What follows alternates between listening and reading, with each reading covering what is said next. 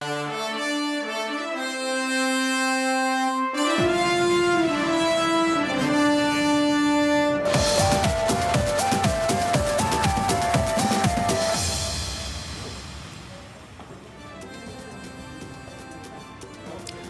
के राज्यसभा प्रत्याशी नरेश बंसल के समर्थन में भाजपा कार्यालय में निकाला गया एक भव्य जुलूस। सीएम रावत समेत तमाम कैबिनेट मंत्री रहे मौजूद।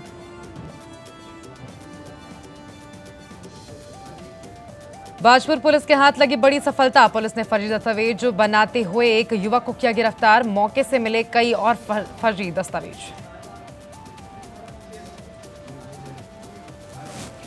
प्रदेश भर में सरकार की जारी गाइडलाइन के अनुरूप खुले स्कूल। कोरोना के डर के बहुत कम छात्र पहुंचे स्कूल। वहीं 2 पालियों में संचालित हुई कक्षाएं।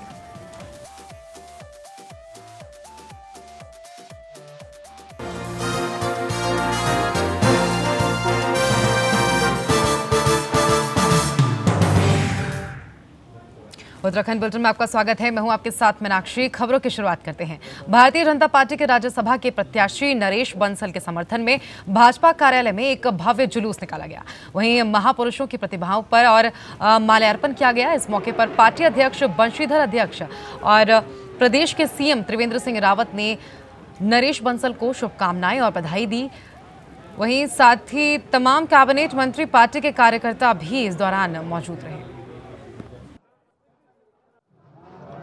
आज बहुत हर्ष का दिन है कि हमने राज्यसभा में उच्च सदन में एक और कार्यकर्ता को भेजा है। जहाँ तक एकजुटता का सवाल है, भारतीय जनता पार्टी में एकजुटता हमेशा रही है। आप लोग इधर उधर घुमा के बात कर देते हो, लेकिन भारतीय जनता पार्टी में एकजुटता है। नरेश बंसल जी हमारे बहुत सीनियर कार्यकर्ता हैं। बचपन से विचारों से जुड़े हैं, पार्टी से जुड़े हैं, संगठन मंत्री रहे हैं। बहुत से क्षेत्रों में उन्होंने काम किया, मजदूरों के क्षेत्र में किया है। बहुत अच्छा 20 सूत्री कार्यक्रम के उपाध्यक्ष रहे हैं। कैबिनेट मिनिस्टर का दर्जा उनको मिला है। आज वो हमारे उत्तराखंड से राज्यसभा के लिए चुने गए हैं। हम सब उनको बधाई देते हैं और बड़ा हर्ष व्यक्त कर रहे हैं। प्रत्येक कार्यकर्ता श्री नरेंद्र मोदी जी और वर्तमान की हमारी सरकार श्री त्रिवेंद्र सिंह रावत जी के नेतृत्व में जो काम कर रही है, उन कामों को आगे बढ़ाकर उन आंदोलनकारियों के सपनों को साकार करने का मैं भरसक प्रयत्न करूंगा। ये सबसे बड़ी प्राथमिकता है कि मैं उनके सपनों को साकार करने में भूमिका निभाऊं। उसमें सारी चीजें आती है, राज्य का विकास है। हल्द्वानी नगर निगम से सटे इलाके जीतपुर नेगी के 500 से अधिक परिवार आज भी अपने संवैधानिक अस्तित्व की लड़ाई लड़ रहे हैं। इन गांवों के ग्रामीणों को न तो नगर निगम से सीमांकन के दौरान निकाय में जोड़ा है और न ही इनको गांव की ग्राम पंचायत का दर्जा मिला। लिहाजा अब तक त्रिस्तरीय पंचायत चुनाव में मतदान करने वाले ग्रामीण अपने संवैधानिक अधिकार और अपने क्षेत्र के विकास के लिए लड़ाई लड़ रहे हैं। हल्द्वानी के एसडीएम कोर्ट में प्रदर्शन करते हुए जीतपुर नेगी के इन ग्रामीणों ने उन्हें उनका संवैधानिक अधिकार देने की मांग के साथ ही उन उप जिलाधिकारी के माध्यम से मुख्यमंत्री को ज्ञापन भेजा है।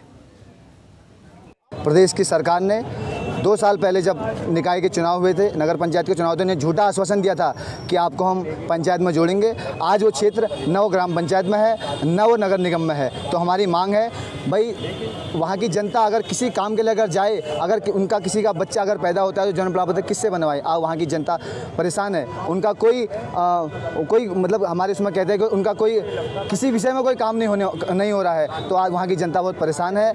तहसील हल्द्वानी का एक राजस्व ग्राम है जीतपुर नेगी, जिसका कुछ भाग ऐसा है जिसके बारे में ये एक भ्रांति है कि वो या तो वन विभाग की लैंड है या राजस्व विभाग की लैंड है। पूरी तरीके से ये निश्चित नहीं हो पाया है कि किसकी लैंड है। उस भाग में बसे हुए लोगों को पहले ये लोगों के बीच में धारणा हुई कि वो नगर निगम में सम्मिलित कर लिया गया, इसलिए वो जो है ग्रामीण क्षेत्र के उसके अधिकारों पर प्रश्न चिन्ह लगे।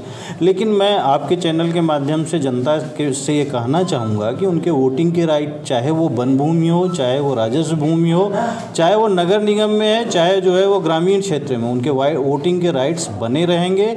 उनके किसी भी प्रमाण पत्रों के कोई अधिकार जो है वंचित नहीं किए जाएंगे। उसकी व्यवस्थाएं राजस्व विभाग के स्तर से कराई जाएंगी। हल्द्वानी नगर निगम सेट से सटे इलाके जीतपुर निगी के 500 से अधिक परिवार आज भी अपने संवैधानिक अस्तित्व की लड़ाई लड़ रहे हैं। इन गांवों के ग्रामीणों को न तो नगर निगम में सीमांकन के दौरान निकाय में जोड़ा है और न ही इनको गांव की ग्राम पंचायत का दर्जा मिला है। चलिए खबरों में आगे बढ़ेंगे। बाजपुर पुलिस को उस वक्त बड़ी सफलता हाथ लगी जब पुलिस ने एक व्यक्ति को फर्जी दस्तावेज बनाते हुए गिरफ्तार कर लिया। पुलिस को युवक के पास से दर्जनों फर्जी दस्तावेज के साथ दर्जनों क्रेडिट कार्ड और नोट गिनने की मशीन भी बरामद हुई है। वहीं पुलिस ने युवक के हवाले से संबंध होने की आशंका जताई है। पुलिस ने युवक के खिलाफ मुकदमा दर्ज कर उसे न्यायालय भेज दिया है। वहीं ये भी बता दें कि सुल्तानपुर पट्टी चौकी पुलिस को मुखबिर से सूचना मिली कि ग्राम जगन्नाथपुरी स्थित एक सीएससी सेंटर में फर्जी रॉयल्टी सहित अन्य दस्तावेज बनाकर सरकार को चूना लगाने का कार्य किया जा रहा था। ये सुल्तानपुर पट्टी क्षेत्र में हमारे पुलिस टीम को सूचना लगातार प्राप्त हो रही थी कि वहाँ कोई एक पर्टिकुलर व्यक्ति है जो फर्जी रॉयल्टी जनरेट करता है। इसके अलावा जो लोगों के आधार कार्ड हैं वो भी फर्जी काफ़ी बड़े लेवल पे बनाए जा रहे हैं इनके द्वारा। इस पे सूचना पर काम करते हुए हमारी जो बाजपुर थाना पुलिस की टीम है इनके द्वारा कल रेड दी गई मोहम्मद अकरम जो नाम का व्यक्ति है उसकी दुकान पर। तो उसके जो दुकान के पीछे वाला कमरा है उससे पूरे सॉफ्टवेयर और जो फर्जी रॉयल्टी हैं वो सारी प्राप्त हुई हैं। उत्तराखंड सरकार की जारी गाइडलाइन के अनुरूप आज से उत्तराखंड में हाई स्कूल और इंटर के छात्र छात्राओं के पठन पाठन का कार्य सुचारू कर दिया गया है। अनलॉक 5 में विद्यालयों को खोले जाने की इस प्रक्रिया में विद्यालयों में सैनिटाइजेशन करवाया गया, जिसके बाद विद्यालयों में प्रवेश से पहले छात्र छात्राओं की थर्मल स्कैनिंग भी की जा रही है। छात्र छात्राओं का टेम्परेचर सही होने पर ही छात्रों को कक्षाओं में बैठने की अनुमति मिल रही है। वहीं आज प्रदेश भर के 13 जिलों में 10वीं और 12वीं के स्कूल खुले हैं। वहीं बात करें रामनगर की तो वहां पर सिर्फ 50% छात्रों को ही स्कूल बुलाया गया है।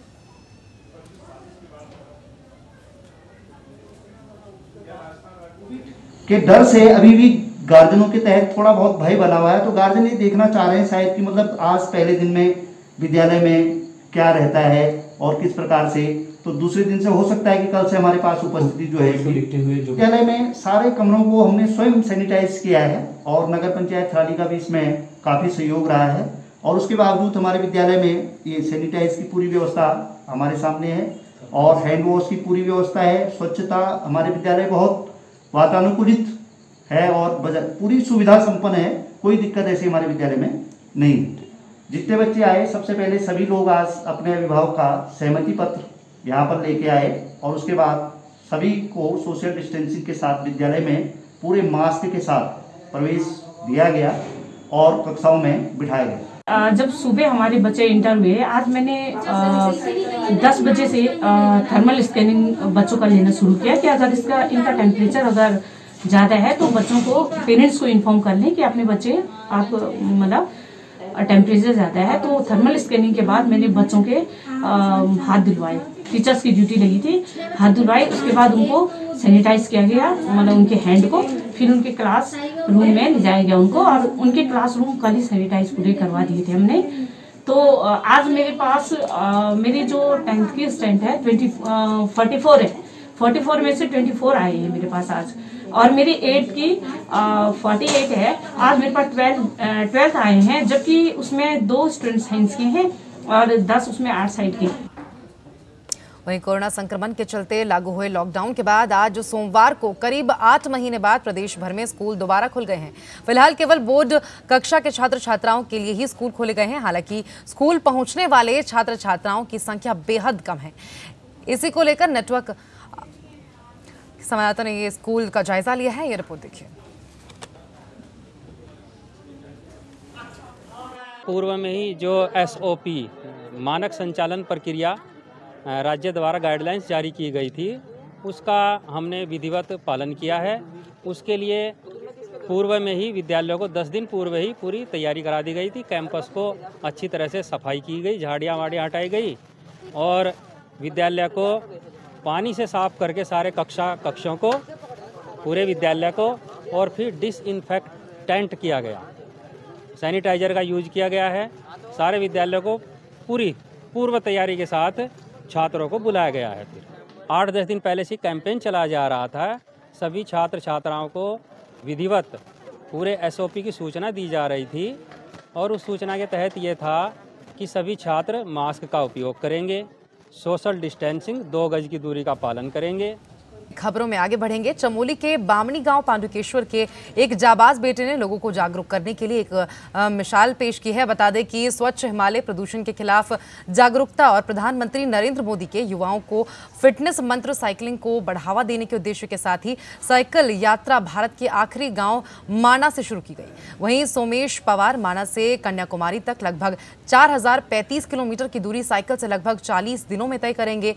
माना गांव में बद्रीनाथ मंदिर के धार्मिक कारी श्री भुवन चंद्र उनियाल ने मंत्रोच्चारण के साथ सोमेश पवार की साइकिल यात्रा को हरी झंडी दिखाई और अपनी शुभकामनाएं भी दी हैं।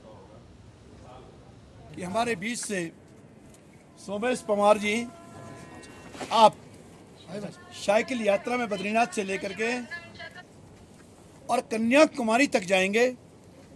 ये पहला प्रयास उत्तराखंड से हो रहा है। विशेष रूप से ये बेटा बद्रीनाथ का रहने वाला है, माणा का रहने वाला है।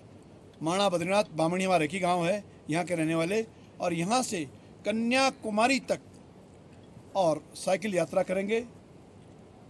ये भारत को एक सूत्र में बांधने के लिए आज एक कदम उठाया गया। मैं इनकी यात्रा के लिए शुभकामना करता हूँ। जय बद्री विशाल।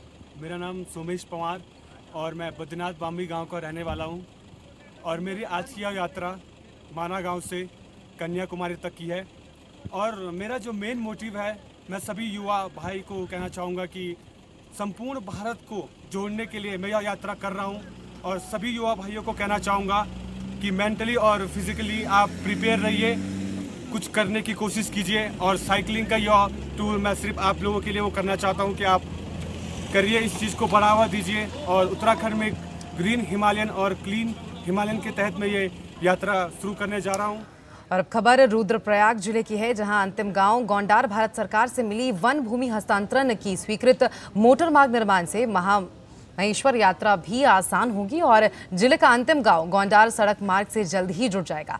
भारत सरकार से गांव के लिए स्वीकृत राशि तलसारी तो का गोंडार मार्ग के निर्माण के लिए वन भूमि हस्तांतरण की हरी झंडी मिल गई है। लोक निर्माण विभाग की ओर से अब जरूरी धनराशि जमा करने पर भूमि हस्तांतरण की कार्रवाई अमल में लाई जाएगी।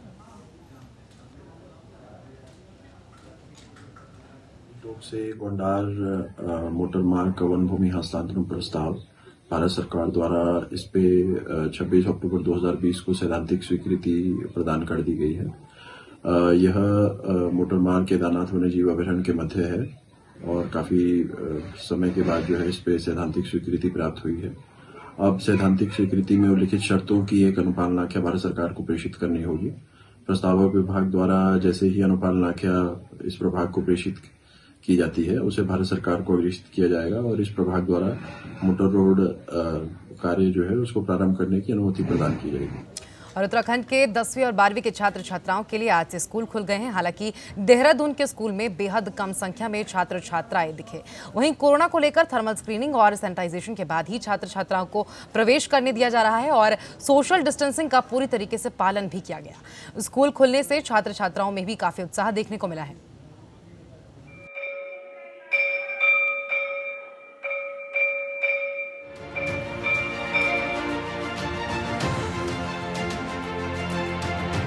कोरोना के चलते लंबे समय से बंद पड़े हुए स्कूलों में आज से एक बार फिर से बच्चों की पढ़ाई की गूंज सुनाई देने लगी है। प्रदेश सरकार ने आज से पूरे प्रदेश भर में 10वीं और 12वीं के छात्र छात्राओं के लिए स्कूल खोल दिए हैं, जिससे बच्चे भी काफी खुश दिखाई दे रहे हैं। हालांकि स्कूलों में कोरोना के चलते पूरी व्यवस्थाएं बदली बदली सी नजर आ रही हैं। बच्चों की सुरक्षा के लिए आज से स्कूल के प्रवेश द्वार पर ही हाथों को सैनिटाइज किया जा रहा है और थर्मल स्क्रीनिंग के साथ ही मास्क लगाकर प्रवेश दिया जा रहा है। सुरक्षा के लिहाज से गाइडलाइन का पूरा पालन किया जा रहा है। बहुत बड़ी चुनौती है ये, क्योंकि अगर हम स्वस्थ और सुरक्षित नहीं रहेंगे तो कैसे भविष्य हमारे बच्चों का सुरक्षित रह सकता है। तो इस चुनौती का सामना करने के लिए हम अपनी जिम्मेदारी को समझ रहे हैं, अपने कर्तव्यों का बोध कर रहे हैं और हम चाह रहे हैं कि बच्चे पूरी जो सरकार ने SOP दी है उसका हम अक्षरशः पालन करें और जो प्रशासन ने हमें SOP उपलब्ध कराई है उसका भी हम अक्षरशः पालन कर रहे हैं, तभी हम लोग सुरक्षित रह पाएंगे। हाँ, ये जो वैश्विक महामारी जो हुई है ये जीवन में पहली बार हम लोगों ने देखी है और बहुत ही ज़्यादा चैलेंजिंग टाइम ये रहा है 8 महीने का। अभी भी आज जो इस महामारी के काल में इस विद्यालय खुले हैं इसमें भी थोड़ा सा डर तो अभी बना हुआ है, लेकिन फिर भी क्योंकि हमको इस संकट की घड़ी में अपने काम करने ही होते हैं, आगे बढ़ना ही है, क्योंकि ये जो महामारी है इसके कारण बहुत सारी अर्थव्यवस्थाएं भी डगमगाई गई हैं, है ना। सबको सुचारू रूप से लाने के लिए थोड़ा सा चैलेंज को हमको स्वीकार करना ही होगा और जो गाइडलाइंस जो भारत सरकार के द्वारा जो बनाई गई हैं उनका क्रम से हम विधिवत पालन करते हुए विद्यालय को सुचारू रूप से चलाने के लिए पूर्ण सहयोग करेंगे। स्कूलों के खुलते ही आज बच्चे भी काफी खुश दिखाई दे रहे हैं। हालांकि कभी बच्चों ने ये नहीं सोचा होगा कि स्कूलों में प्रवेश करते ही सोशल डिस्टेंसिंग का पालन करना होगा। लंबे समय से स्कूल खुलने के बाद जिस तरीके का उत्साह बच्चों में रहता था वो देखने को नहीं मिल रहा है। जिस तरीके से बच्चे एक दूसरे से मिलने पर हाथ मिलाना और गले लगना, ये सब अब बच्चों से दूर होता जा रहा है।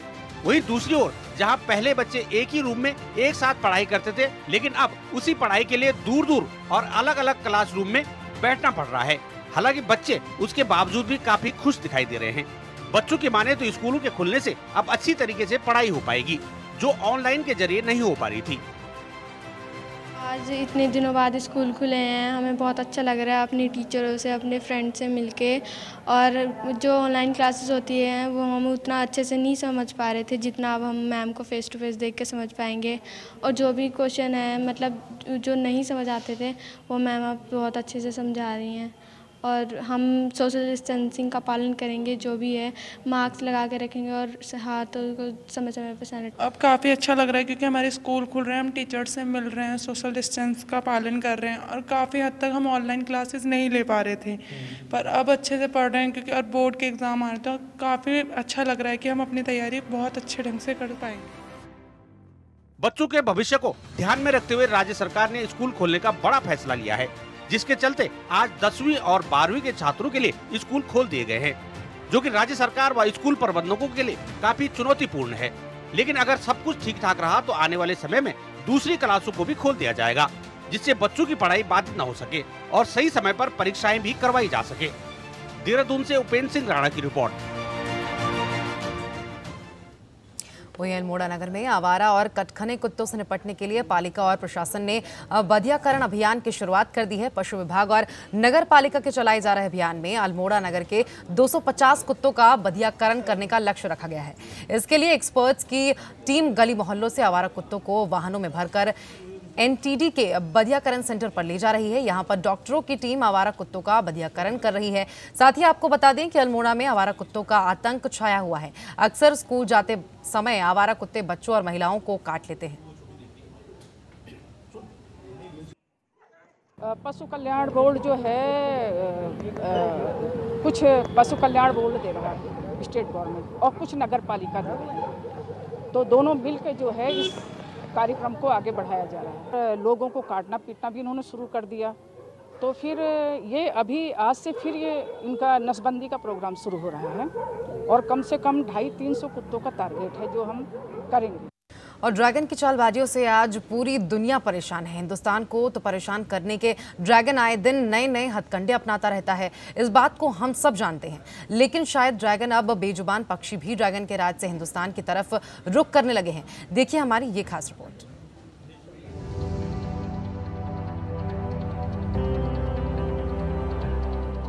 सर्दियां शुरू होते ही हर साल उत्तराखंड में दूर 7 समुद्र पार से बड़ी तादाद में पक्षी हिंदुस्तान का रुख करते हैं। इनमें से ज्यादातर पक्षी साइबेरिया से आते हैं, लेकिन इस बार बड़ी तादाद में ये पक्षी तिब्बत से पहुंच रहे हैं। तो क्या मान लिया जाए कि पक्षी भी ड्रैगन से परेशान हैं, क्योंकि जिस तरीके से चाइना के लोग कोई भी जीव खाने के लिए जाने जाते हैं, तो लगता है कि ये पक्षी भी अपना अस्तित्व बचाने के लिए हिंदुस्तान आ रहे हैं। देखिए, जैसे जैसे यूरोप, कनाडा, साइबेरिया और उच्च हिमालयी क्षेत्रों में बर्फ़ पड़ जाती है, तो जो प्रवासी पक्षी हैं जो पानी के ऊपर डिपेंडेंट हैं, वो माइग्रेट करके भारत और एशिया के क्षेत्रों में पहुंचते हैं, क्योंकि इस समय उनको भोजन की आवश्यकता के लिए इधर माइग्रेट करने की ज़रूरत होती है।